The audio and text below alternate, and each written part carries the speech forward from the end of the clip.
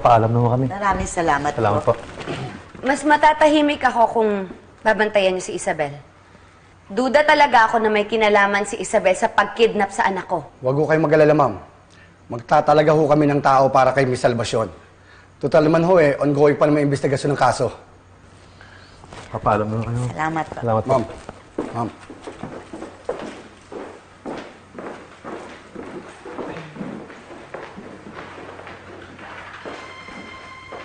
Mama, siguro dapat dagdagan natin yung bantay kay Isabel. Bago pa siya makakilos at makuha ulit sa atin si Catherine. Tandaan niyo po, hindi nakuha ng mga kidnapper yung ransom. Sigurado tayo, babalikan tayo noon. At makakapagtangka na naman si Isabel sa atin. Scarlett, di kaya napaparanoid ka?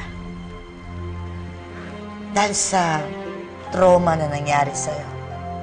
Naintindihan kita kung nagdududa ka kay Isabel. Pero parang sobra yata yung gusto mong gawin natin. Mama, kung pwede lang, ako mismo yung magpapaamin kay Isabel sa ginawa niya. Pero kayo na po yung mismo nagsabi na umiwas na po ako sa gulo.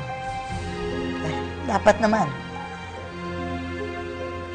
Alam mo, mas mabuti yata, hintayin muna natin yung resulta ng investigasyon ng mga pulis at oras na nahuli nila yung kidnapper, baka sakaling dun mo palang mapapatunayan na may kaugnayan etong si Isabel.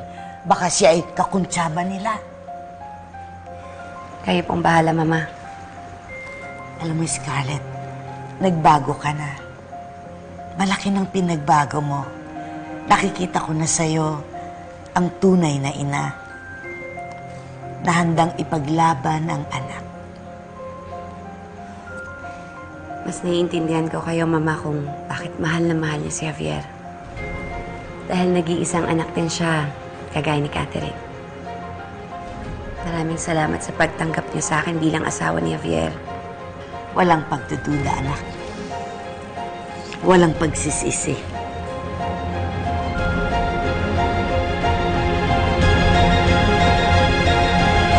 Jonas, Mama Tilda, pwede ka po bang makausap si Catherine? Tita, hindi ko kasi natuloy yung pagpapaalam ni Isabel kay Catherine sa ospital. Siguro dapat dagdagan natin yung bantay kay Isabel. Bago pa siya makakilos at makuha ulit sa atin si Catherine. Tandaan niyo po, hindi nakuha ng mga kidnapper yung ransom. Sigurado tayo, babalikan tayo noon. At makakapagtangka na naman si Isabel sa atin. Pasensya ka na, Isabel. Hindi ko na ulit maibibigay sa'yo ang pagkakataon na sinayang mo. Ayokong magulo ang isip ng apo ko.